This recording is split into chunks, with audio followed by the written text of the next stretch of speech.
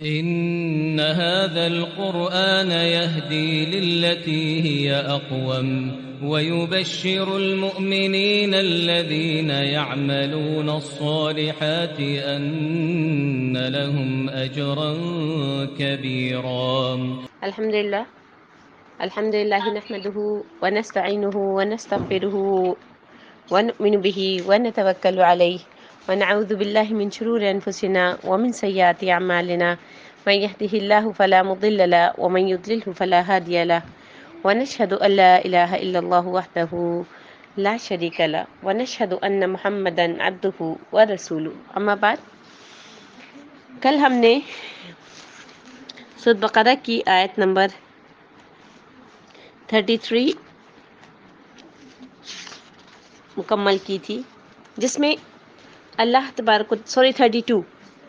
جس میں اللہ تبارک و تعالیٰ نے کیا فرمایا تھا کہ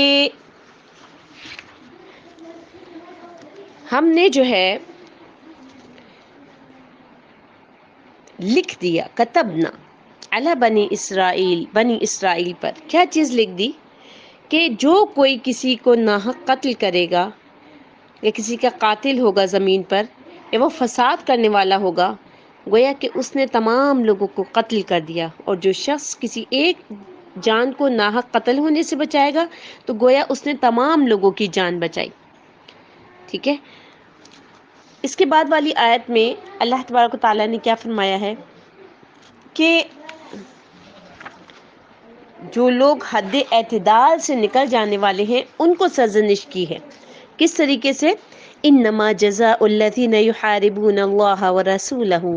جو لوگ اللہ اور اس کے رسول سے جنگ کرتے ہیں، ویسعون فی الارض فسادا، اور زمین میں فساد کے لیے بھاگ دوڑ کرتے ہیں، ان یقتلوا او یصلبوا او تقطع ایدیہم وارجلہم من خلاف او ینفوا من الارض. ان کی سزا تو صرف یہ ہے کہ انہیں قتل کیا جائے یا سولی پر چڑھا دیا جائے یا ان کے ہاتھ اور پاؤں مخالف جانب سے کاٹ دیے جائیں. او تقطع ایدیہم وارجلہم من خلاف، یعنی مخالف جانب سے ان کے ہاتھ اور پاؤں کاٹ دیے جائیں. او ینفوا من الارض، یا پھر انہیں ینفوا کی کیا معنی ہے؟ جلا وطن کر دیا جائے. ذالک لہم خزی فی الدنیا ولہم فی الآخرۃ عذاب عظیم، یہ دنیا میں ان کے لیے ذلت ہے اور آخرت میں ان کے لیے بہت بڑا عذاب ہے. الا الذین تابوا من قبل ان تقدروا علیہم، سوائے ان لوگوں کے جو اس سے پہلے کہ تم ان پر قابو پاؤ توبہ کر لیں. پس تم جان لو، فاعلموا، پس تم جان لو، ان اللہ غفور الرحیم، بے شک اللہ تعالیٰ بخشنے والا اور رحم کرنے والا ہے. تو ان آیات میں اللہ تبارک و تعالیٰ نے حد اعتدال سے نکل جانے والوں کے لیے سرزنش کی ہے. کیا ہے؟ اور یقیناً ان لوگوں کے پاس ہمارے پیغمبر روشن دلیلیں لے کر آ چکے ہیں، یعنی روشن اور واضح بینات، دلائل، براہین موجود ہیں. ثم ان کثیرا منہم بعد ذلک فی الارض لمسرفون، پھر بے شک اس کے بعد بھی ان میں بہت سے لوگ ملک میں حد اعتدال سے نکل جاتے ہیں، یعنی حرام امور کا علم ہونے کے باوجود ان کا ارتکاب کرنے کی وجہ سے یہ ان کی سرزنش کی جا رہی ہے. ٹھیک ہے، حد اعتدال سے نکلنا کیا ہے؟ یعنی کس طریقے سے وہ حد اعتدال سے نکل جاتے ہیں کہ جیسے کہ مدینہ کے گرد و پیش کے جو یہودی تھے، یہودی قبائل تھے، بنو قریظہ، بنو غدیر اور بنو قینقاع وغیرہ، ان کا یہی حال تھا کہ زمانہ جاہلیت میں اوس و خزرج کے خاندانوں کے ساتھ ان کی لڑائیاں جاری رہتی تھیں، اور جب حالت جنگ ختم ہو جاتی تو اپنے قیدیوں کو فدیہ دے کر چھڑا لیا کرتے تھے، اور جسے چاہتے تھے قتل کر دیا کرتے تھے. تو اللہ تعالیٰ نے ان کے ان کرتوتوں کی مذمت کرتے ہوئے سورۃ بقرہ میں کیا فرمایا تھا؟ وَإِذْ أَخَذْنَا مِيثَاقَكُمْ لَا تَسْفِكُونَ دِمَاءَكُمْ وَلَا تُخْرِجُونَ فَرِيقًا مِّنكُم مِّن دِيَارِهِمْ، اور جب ہم نے تم سے عہد لیا کہ آپس میں کشت و خون نہ کرنا اور اپنے لوگوں کو ان کے وطن سے نہ نکالنا، تو تم نے اقرار کر لیا اور تم اس بات کے گواہ ہو. پھر تم وہی ہو کہ اپنوں کو قتل کر دیتے ہو اور اپنے میں سے بعض لوگوں پر گناہ اور ظلم سے چڑھائی کر کے انہیں وطن سے بھی نکال دیتے ہو، اور اگر وہ تمہارے پاس قید ہو کر آئیں تو فدیہ دے کر ان کو چھڑا بھی لیتے ہو، حالانکہ ان کا نکال دینا ہی تم پر حرام تھا۔ یہ کیا بات ہے کہ تم اللہ کی کتاب کے بعض احکامات تو مانتے ہو اور بعض کا انکار کر دیتے ہو، یعنی اللہ تعالیٰ کے بعض احکامات مانتے ہو اور بعض کو انکار کر دیتے ہو، تو جو تم یہ حرکت کرتے ہو اس کی سزا اس کے سوا کیا ہو سکتی ہے کہ دنیا کی زندگی میں بھی رسوائی اور قیامت کے دن سخت سے سخت عذاب دیا جائے گا۔ یعنی جو یہ جو کام کرتے ہیں ان کے لیے دنیا کی زندگی میں بھی رسوائی ہے اور پھر آخرت میں کیا ہے، سخت عذاب دیا جائے گا۔ اور اللہ تعالیٰ کہہ رہے ہیں جو تم کام کرتے ہو، جو بھی تم عمل کر رہے ہو، اس سے اللہ تعالیٰ غافل نہیں ہے، اللہ کو پتہ ہے۔ کبھی کبھی یہ احساس ہوتا ہے نا، ہم گناہ کیے جا رہے ہیں، اللہ کو پتہ ہی نہیں چل رہا، شاید نعوذ باللہ، اللہ تعالیٰ ہمیں پھر بھی کھانے کو دے رہا ہے، اللہ تعالیٰ نے ہمیں رہنے کے لیے گھر دیا ہوا ہے، ہماری اتنی نافرمانیوں کے باوجود اگر ہمارے اختیار میں یہ چیز ہوتی تو ہم کیا کرتے ہیں کہ ہمیں جو لوگ اچھے نہیں لگتے، جو لوگ ہماری بات نہیں مانتے، جو لوگ ہماری بات کے خلاف کرتے ہیں، ان کے لیے کیا دل چاہتا ہے، کیا سلوک کرنے کا دل چاہتا ہے ان کے لیے۔ اس لیے اللہ تعالیٰ نے کہا نا کہ اگر میں نے یہ روزی والا معاملہ انسانوں کے سپرد کیا ہوتا، انسانوں کو میں دے دیتا، تو کیا ہوتا کہ تم دیکھتے کہ اس دنیا میں ایک شخص کو پانی تک نہ ملتا۔ اتنے چھوٹے دل ہیں ہمارے، اتنے چھوٹے دل۔ اور اللہ تبارک و تعالیٰ کیا کہہ رہے کہ تم نے یہ سارے کام کیے ہیں اور اللہ تعالیٰ غافل نہیں ہے، ان تمام کاموں سے اللہ تعالیٰ غافل نہیں ہے۔ اللہ تعالیٰ کو ایک ایک بات کا پتہ ہے، ایک ایک لمحہ، ایک ایک مومنٹ اللہ کو پتہ ہے، کس وقت آپ نے کیا سوچا، کس وقت آپ کا نیکی کی طرف آپ کا دل مائل ہوا، دنیا والوں کو نہیں پتہ چلا، اللہ کو پتہ چل گیا۔ کس وقت آپ نے جو ہے وہ رشتہ داروں سے بھلائی کرنے کا سوچا اور کس وقت آپ کے دل میں برائی آ گئی، کس وقت آپ نے اس برائی کو لوگوں تک بھی منتقل کیا، کس وقت اس برائی پر آپ نے عمل بھی کر ڈالا، ایک ایک بات کا اللہ تعالیٰ کو پتہ ہے۔ اللہ تعالیٰ کہہ رہا ہے کہ انما جزاء الذین یحاربون اللہ ورسولہ ویسعون فی الارض فسادا، جو لوگ اللہ اور اس کے رسول سے لڑائی کریں اور ملک میں فساد کرنے کو دوڑتے پھریں، تو پھر کیا ہے، فساد بھی کر رہے ہیں اور کیا کر رہے ہیں، لڑائی کس سے کر رہے ہیں، اللہ سے اور اس کے رسول سے، تو ان کے لیے کیا ہے، ان یقتلوا، ان کو قتل کر دیا جائے، او یصلبوا، یا ان کو سولی چڑھا دیا جائے، او تقطع ایدیہم وارجلہم من خلاف، یا ان کے ایک ایک طرف کے ہاتھ اور ایک ایک طرف کے پاؤں کاٹ دیے جائیں، یا سب سے آخری سزا کیا بیان ہوئی، او ینفوا من الارض،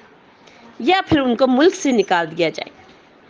یعنی محاربہ کے معنی جنگ اور مخالفت کے ہیں۔ اس لفظ کا اطلاق جو ہے وہ کفر کرنے پہ، رہزنی کرنے پہ یعنی چوری کرنے پہ، مسافروں کو ڈرانے دھمکانے، زمین میں فتنہ فساد برپا کرنے اور مختلف قسم کی شرارتوں پر ہوتا ہے۔ امام حسن بصری نے روایت کیا ہے کہ یہ آیت مشرکین کے بارے میں نازل ہوئی اور اس میں یہ بھی بتایا کہ ان میں سے جو شخص تمہارے قابو میں آنے سے پہلے توبہ کر لے تو اس سے کوئی مواخذہ نہیں کیا جائے گا۔ یعنی ایک ایسی شخصیت کہ جس نے سارے کام کیے ہیں، ہر قسم کا اس نے فساد بھی کیا، اللہ کی نافرمانی بھی کی، رسول کی بھی نافرمانی کی، لیکن جس وقت اس کے اوپر مواخذہ ہونا تھا، یعنی جس وقت اس کو گورنمنٹ نے، اس وقت کی حکومت نے، اس وقت کی ریاست نے اس کو پکڑنا تھا، اس سے پہلے اس نے توبہ کر لی۔ اگر توبہ کر لی تو پھر کیا ہے، اس سے کوئی مواخذہ نہیں کیا جائے گا۔ لیکن یاد رہے یہ آیت کسی ایسے مسلمان کو حد سے نہیں بچاتی جو قتل کر دے یا اللہ اور اس کے رسول سے لڑائی کر کے مسلمانوں کے قابو میں آنے سے پہلے کفار سے جا ملے۔ یعنی یہ بھی صورت ہو سکتی ہے نا کہ یہ سارے کام کر کے اور اس کے بعد جو ہے وہ جو مخالف پارٹی ہے اس سے جا کے مل گئے، تو اس صورت میں جو ہے وہ اس پر حد قائم کی جائے گی، یعنی مسلمانوں سے بھاگ کر کفار کے ہاں پناہ لینا اسے حد سے نہیں بچا سکے گا۔ یعنی کوئی کافر یا کوئی مشرک جو ہے وہ، جیسے کہ امام ابو داؤد نے بطریق اکرمہ حضرت ابن عباس کی روایت کو بیان کیا ہے کہ یہ آیت انما جزاء الذین یحاربون اللہ ورسولہ مشرکوں کے بارے میں نازل ہوئی، اور مؤمنوں میں سے جو شخص قابو میں آنے سے پہلے توبہ کر لے تو یہ بات اسے حد سے نہ بچا سکے گی۔ اس سے کیا مراد ہے کہ کوئی کافر یا مشرک اللہ اور رسول کی مخالفت کرے، فساد برپا کرے، پھر گرفتار ہونے سے پہلے توبہ کر لے تو اس پر کوئی حد نہیں لگے گی۔ لیکن یہ والا ارشاد باری ہے الا الذین تابوا من قبل ان تقدروا علیہم، سوائے ان لوگوں کے جو پہلے سے کہ تم ان پر قابو پاؤ توبہ کر لیں۔ ٹھیک ہے، یعنی یہ بات کلیئر ہو گئی کہ کون لوگ ہیں جن کے اوپر حد جاری نہیں ہوگی، وہ لوگ کے قابو میں آنے سے پہلے انہوں نے سچی توبہ کر لی۔ ٹھیک ہے، لیکن اب آپ یہ دیکھیے کہ اسی لیے جو ہے یہاں پر ترجمے میں مؤمنون کا اضافہ کیا گیا ہے۔ ٹھیک ہے، یہ ابو داؤد کی روایت کو بظاہر دیکھنے سے یہ محسوس ہوتا ہے کہ فمن تاب منہم، جو ان میں سے توبہ کر لے، اس سے مراد مشرک ہی ہیں، لیکن یہ بات ابن عباس کی تفسیر کے خلاف ہے کہ جیسے کہ سنن نسائی میں اسی روایت سے واضح ہے کہ ترجمے میں مؤمنون کا لفظ اضافہ کیا گیا ہے، اور نسائی میں اس روایت کا وہی مفہوم ہے جو کہ امام حسن بصری نے بیان کیا ہے۔ اچھا، اب آپ ان مثالوں سے یہ بات سمجھیے کہ یہ آیت کریمہ جو ہے وہ عام ہے، مشرک اور غیر مشرک سب لوگوں کے لیے جو ان جرائم کا ارتکاب کریں، جیسے کہ امام بخاری نے حضرت انس بن مالک کی روایت کو بیان کیا کہ خاندان عقل کے 8 اشخاص رسول اللہ صلی اللہ علیہ وسلم کے پاس آئے اور انہوں نے آپ سے اسلام قبول کرنے کی بیعت کر لی۔ مدینے کی آب و ہوا انہیں موافق نہ آئی تو وہ بیمار ہو گئے۔ ٹھیک ہے، یہ 8 اشخاص تھے، اور انہوں نے رسول اللہ صلی اللہ علیہ وسلم کی خدمت میں اس کی شکایت کی تو آپ صلی اللہ علیہ وسلم نے فرمایا الا تخرجون مع راعین فی ابلہ، تم لوگ ہمارے چرواہے کے ساتھ اونٹوں کے پاس کیوں نہیں چلے جاتے تاکہ ان کے پیشاب اور دودھ کو استعمال کرو۔ اچھا، یہ چیز ایک میں واضح کرتے چلوں کہ یہ سنت نبوی سے ثابت ہے کہ اونٹ کا جو پیشاب ہے اس میں بہت شفا ہوتی ہے، حتیٰ کہ بالوں کے لیے بہت زیادہ شفا ہے۔ اکثر جو بدو عورتیں ہیں وہ اس کا پیشاب جو ہے وہ لے کے اپنے سر پہ لگاتی ہیں تاکہ اس سے بال بہت زیادہ گروتھ بھی اچھی ہو جاتی ہے اور بہت مضبوط ہو جاتے ہیں۔ ٹھیک ہے نا، اور بہت ساری یعنی دوائیوں میں بھی استعمال کیا جاتا ہے۔ نبی کریم صلی اللہ علیہ وسلم نے فرمایا کہ تم لوگ ایسے کیوں نہیں کرتے کہ اونٹوں کے پاس چلے جاؤ، ان کے پیشاب اور دودھ کو استعمال کرو۔ انہوں نے کہا ہاں یہ ٹھیک ہے، تو وہ مدینے سے باہر چلے گئے، انہوں نے اونٹوں کے پیشاب اور دودھ کو پیا تو وہ تندرست ہو گئے، اور انہوں نے چرواہے کو قتل کر دیا اور اونٹوں کو بھگا کر لے گئے۔ نبی کریم صلی اللہ علیہ وسلم کو جب یہ خبر پہنچی، اب آپ دیکھیں یہ مسلمان تھے اور انہوں نے کیا حرکت کی، اور نبی کریم صلی اللہ علیہ وسلم کے اوپر ہی یعنی سامنے ہی ایمان لائے تھے، اور نبی کریم صلی اللہ علیہ وسلم کے سامنے جو ایمان لے کے آنے والا وہ تو صحابی کہلاتے ہیں۔ لیکن آپ دیکھیے کہ اللہ تعالیٰ نے جس کے نصیب میں موت تک ہدایت لکھی ہوتی ہے بس اسی کو ہی ہدایت نصیب ہوتی ہے۔ ان کی جو ہے وہاں جا کے نیت خراب ہوئی، جب وہ تندرست ہو گئے انہوں نے چرواہے کو بھی قتل کر دیا اور اونٹ کو بھگا کر لے گئے۔ نبی کریم صلی اللہ علیہ وسلم تک جب یہ خبر پہنچی تو آپ نے ان کے تعاقب میں صحابہ کرام کو بھیجا جو انہیں پکڑ کر مدینے میں واپس لے آئے، تو آپ نے حکم دیا کہ ان کے ہاتھ پاؤں کاٹ دیے جائیں، ان کی آنکھوں میں گرم سلائیاں پھیری جائیں اور انہیں دھوپ میں پھینک دیا جائے حتیٰ کہ یہ سب مر گئے۔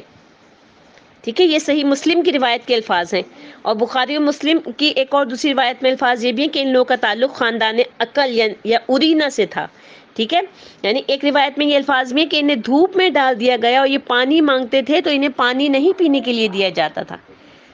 سمجھ میں آئی؟ اب دیکھیں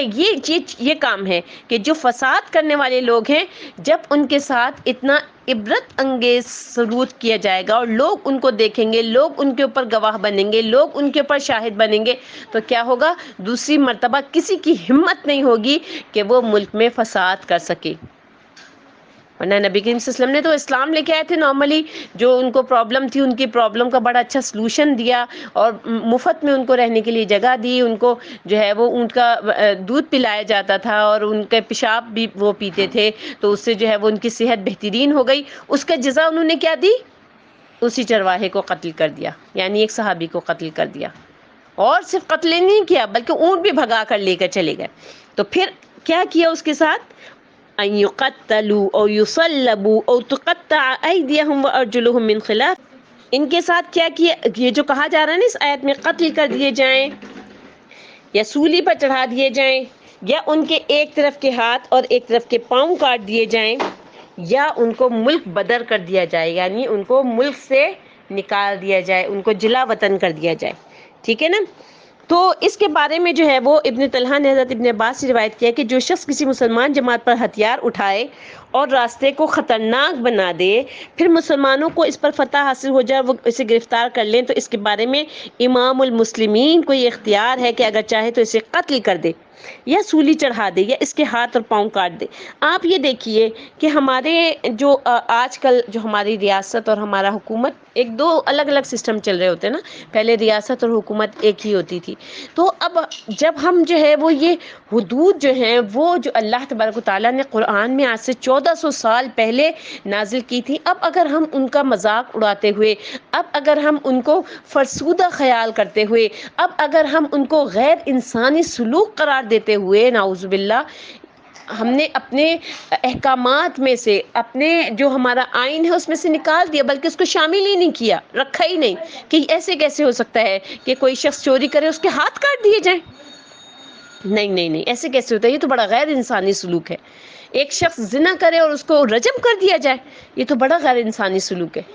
تو اللہ تبارک و تعالیٰ نے یہ سارے کے سارے جو احکامات بیان کیے پیاری بہنوں، یہ کس لیے ہیں؟ عمل کرنے کے لیے ہیں، ان کو لاگو کرنے کے لیے ہیں، اپنی زندگیوں میں، اپنی حکومتوں میں لاگو کرنے کے لیے ہیں۔ لیکن ہم کہاں جا رہے ہیں؟ ہم کون سی شریعت پر عمل کر رہے ہیں؟ پھر ہم بڑے ٹھاٹھ سے، بڑے اطمینان سے اپنے آپ کو مسلمان کہتے ہیں، اپنے آپ کو مؤمنین میں شمار کرتے ہیں، اپنا نام جنتیوں کی لسٹ میں دیکھنا چاہتے ہیں۔ کیسے؟ عمل تو ہمارا اس کے خلاف ہے۔ ایسے کیسے ہو سکتا ہے کہ ہم سیب کا بیج جو ہے زمین میں بوئیں اور اس میں سے آم نکلنا شروع ہو جائیں؟ ایسے کیسے ہو سکتا ہے؟ جب ہم نے گناہوں کو بیج بو رہے ہیں، جب ہم اپنے لیے یہاں دنیا میں گناہوں کا بیج بو رہے ہیں، تو پھر اس کا رزلٹ جو ہے وہ اسی صورت میں ملے گا۔ ہمیں احساس ہی نہیں ہے کہ ہم کہاں جا رہے ہیں۔ تو آپ یہ دیکھیے کہ اللہ تبارک و تعالیٰ نے جو مثالیں بیان کی ہیں سمجھانے کے لیے، وہ کس لیے بیان کی ہیں؟ کہ اس کو اپنے عمل میں بھی لے کر آؤ، اس کو اپنے قانون میں شامل کرو۔ اب اللہ تعالیٰ نے جیسے یہ کہا ہے نا، جو آخری اس کا حصہ ہے وہ کیا ہے؟ اور ينفوا من الارض، یا ملک بدر کر دیے جائیں، ملک سے باہر نکال دیے جائیں۔ اس کے معنی بعض اہل علم نے یہ بھی بیان کیے کہ ایسے مجرم کو جب پکڑ کر قابو کر لیا جائے تو امام کو اختیار ہے کہ اس پر حد قائم کرے یا اسے دارالاسلام سے جلا وطن کر دے۔ یعنی ائمہ تفسیر نے کہا ہے کہ اسے ایک شہر سے نکال کر دوسرے شہر میں بھیج دے، بادشاہ یا اس کا کوئی نائب اسے اپنے سارے معاملات میں سے نکال دے، یعنی اس کو جلا وطن کر دیا جائے تاکہ لوگ دیکھیں اس چیز کو۔ پھر آگے اللہ تعالیٰ کیا کہنے؟ ذالک لہم خزی فی الدنیا ولہم فی الآخرۃ عذاب عظیم، یہ تو دنیا میں ان کی رسوائی اور آخرت میں ان کے لیے بڑا بھاری عذاب تیار ہے۔ یعنی یہ انہیں قتل کرنا، تختہ دار پر لٹکانا، ہاتھ پاؤں کا مخالف سمت سے کاٹنا اور جلا وطن کرنا، اس دنیا میں لوگوں کے سامنے انہیں ذلت اور رسوائی سے دوچار کرنا ہے۔ اور اللہ تعالیٰ نے تو ان مجرموں کے لیے قیامت کے دن جو عذاب عظیم تیار کر رکھا ہے وہ اس کے علاوہ ہے۔ اس سے پہلے ان لوگوں کے قول کی تائید ہوتی ہے جو یہ کہتے ہیں کہ یہ آیت مشرکین کے بارے میں نازل ہوئی ہے۔ جہاں تک اہل اسلام کا تعلق ہے تو ان کے بارے میں صحیح مسلم میں حضرت عبادہ بن صامت کی روایت ہے کہ ہم سے بھی رسول اللہ صلی اللہ علیہ وسلم نے اسی طرح سے بیعت لی تھی، جس طرح سے خواتین سے بیعت لی تھی کہ ہم اللہ تعالیٰ کے ساتھ کسی بھی چیز کو شریک نہ ٹھہرائیں گے، چوری نہیں کریں گے، بدکاری نہیں کریں گے، اپنے بچوں کو قتل نہیں کریں گے اور ایک دوسرے کے اوپر بہتان نہیں لگائیں گے۔ جو اس وعدے کو نبھائے اس کا اجر اللہ کے ذمے ہے۔ ایک چھوٹی سی بات کہہ کے میں اپنی بات کو ختم کرنا چاہوں گی۔ جو بیعت کے لیے جو آخری حصہ ہے کہ ایک دوسرے کے اوپر بہتان نہیں لگائیں گے، تو پیاری بہنوں یہ چیز آج کل اس قدر عام ہو گئی ہے اور اس کی صورتیں اتنی زیادہ ہو گئی ہیں کہ ہمیں احساس ہی نہیں ہوتا. ہم صرف ایک کلک کر کے ایک بہتان کو دوسروں تک پہنچا رہے ہوتے ہیں. پورے گروپس کے اندر پرسنلی کسی کو نہیں بھیج رہے ہوتے، گروپس میں بھیج رہے ہوتے ہیں. آپ اگر کسی کی کوئی بات آگے فارورڈ کر رہے ہیں اور اگر اس نے وہ کام نہیں کیا ہے، چاہے وہ میڈیا کی طرف سے یہ نشر ہوا کہ ہاں اس نے ایسا ایسا کام کیا تھا، لیکن حقیقتاً اس نے نہیں کیا تھا، اس کا کیا مطلب ہے کہ آپ بھی اس بہتان میں شامل ہو گئے کیونکہ آپ نے فارورڈ کیا، آپ نے اس کی مخالفت نہیں کی، آپ نے یہ لکھ کر نہیں بھیجا کہ یہ فیک ہے. تو اس لیے ہم جس دور سے گزر رہے ہیں بہت احتیاط کی ضرورت ہے، بہت زیادہ احتیاط کی ضرورت ہے. کہ آپ یہ دیکھیے کہ آپ اگر کوئی میسج آگے فارورڈ کر رہے ہیں تو وہ آیا واقعی اس قابل ہے کہ اس کو فارورڈ کیا جائے، واقعی اس قابل ہے کہ اس کو لوگوں تک پہنچایا جائے. تو برائے مہربانی جو عجیب قسم کے سیاسی میسیجز بھی لوگ آگے جو ہے وہ بھیج رہے ہوتے ہیں، دینی میسج بھی پتہ نہیں کس کس کے ناموں سے بھیج رہے ہوتے ہیں. آپ یہ دیکھیے کہ اگر آپ نے کسی کے نام سے کوئی دینی میسج، چاہے وہ بہترین میسج تھا، لیکن اس کے اوپر جس بندے کا نام لکھا ہوا ہے اگر وہ اس قابل نہیں ہے، معتبر انسان نہیں ہے، اور آپ نے آگے فارورڈ کر دیا، اٹ مینس کہ جو پڑھنے والا ہے وہ کیا کہے گا کہ یہ اس بندے کا قول ہے، اس کا مطلب ہے کہ یہ بڑا معتبر انسان ہے، جبکہ آپ کو پتا ہے کہ وہ معتبر نہیں ہے. لیکن چونکہ یہ جو کٹ پیسٹ کے نتیجے میں جو عجیب باتیں جو ایک دوسرے کے نام کے ساتھ جو ہے وہ لگائی ہوئی ہوتی ہیں، تو وہ جو ہے وہ اس کے ذریعے سے جو ہے وہ اس کے نیچے جو لکھی ہوئی بات تھی وہ بہترین بات تھی، آپ نے پڑھا اور آپ نے آگے فارورڈ کر دیا. اس کا کیا مطلب ہے کہ آپ ایک ایسی بندی کی پذیرائی کر رہے ہیں کہ جو قابل معتبر نہیں، قابل یقین نہیں ہے اس کی باتیں کہ اس کے اوپر یقین کیا جائے، اور آپ آگے سکون سے فارورڈ کیے جا رہے ہیں. اسی لیے بہت محتاط ہونے کی ضرورت ہے، چاہے وہ دینی میسج ہو، چاہے کسی بھی قسم کا ہو. آپ یہ دیکھیں کہ جب بیعت لی جاتی تھی تو اس بات کی بیعت، یعنی آپ کو پتہ ہے بیعت لینے کے لیے تو مخصوص الفاظوں کا چناؤ کیا جاتا ہے نا، جیسے اوتھ لیا جاتا ہے مخصوص الفاظوں کا چناؤ کیا جاتا ہے، اور بہت جو اہم چیزیں ہوتی ہیں اور ضروری ساری چیزیں اس میں شامل کی جاتی ہیں. اسی طریقے سے بیعت میں ساری چیزیں شامل ہوتی ہیں جو کہ مختصر الفاظ میں بھی ہوں، اور جو ہے وہ اس چیز کے اوپر کہ اس کے بغیر جو ہے وہ بیعت مکمل ہی نہیں ہوگی. ایک مسلمان کی اسلام کے اندر انٹری نہیں ہوگی. بیعت کا یہی مطلب ہے نا، امیر کے ہاتھ پہ آپ بیعت کر رہے ہیں تو اس میں کیا کہا جا رہا ہے کہ ایک دوسرے پر بہتان نہیں لگائیں گے. تو ہم سب اپنے گریبانوں میں جھانک کے دیکھیں کہ کہیں ایسا تو نہیں کہ ہم کسی کے اوپر بہتان لگانے والے ہوں، ہم کسی کے اوپر جو ہے وہ ایسے جھوٹا الزام لگا رہے ہیں، ہم کسی کے لیے کچھ بھی بات آگے بڑھا دیتے ہیں. تو لہٰذا یہ وہی والی بات ہے کہ اسلام کے اوپر چلنا جو ہے وہ قرب قیامت کے نزدیک بہت مشکل ہو جائے گا. تو اللہ تعالیٰ سے دعا مانگا کیجئے کہ یا اللہ آپ، یا مقلب القلوب ثبت قلبی علی دینک، یا اللہ جو آپ کا دین ہے، یا اللہ جو آپ نے دین بھیجا ہے، جو سچا دین ہے، جس کے لیے کہا گیا کہ میری امت میں 73 فرقے ہو جائیں گے اور صرف ایک فرقہ جو ہے وہ جنت میں جائے گا. آج ہر انسان، ہر مسلمان یہی کہہ رہا ہوتا ہے کہ وہ فرقہ میرا فرقہ ہے جو جنت میں جانے والا ہے. آپ اللہ تعالیٰ سے فرقہ بندی نہیں مانگیے، آپ اللہ تعالیٰ سے مانگے کہ یا رب العالمین مجھے اس دین کی ہدایت دے دیجئے جو کہ سچا دین ہے. اہدنا الصراط المستقیم، مجھے اس دین پر چلا دیجئے جو کہ صراط مستقیم پر چلنے والا ہے، جو کہ مجھے تیری سیدھی راہ پر لے جائے. یہ مسلکوں کا دین، یا فلاں نے یہ کہا فلاں نے یہ کہا، سب کو چھوڑ دیجئے، بس اللہ تعالیٰ کی طرف رجوع کرتے ہوئے اللہ تعالیٰ سے دل سے مانگیے، رو کے مانگیے، گڑا کے مانگیے. دیکھیے اللہ تعالیٰ ضرور آپ کو عطا کرے گا، ضرور آپ تک صحیح بات کو پہنچا دے گا، اور اس صحیح بات کے نتیجے میں انشاءاللہ جیسے ہی آپ کا موت کا فرشتہ آپ کے سامنے آئے گا آپ خوش ہو جائیں گے انشاءاللہ.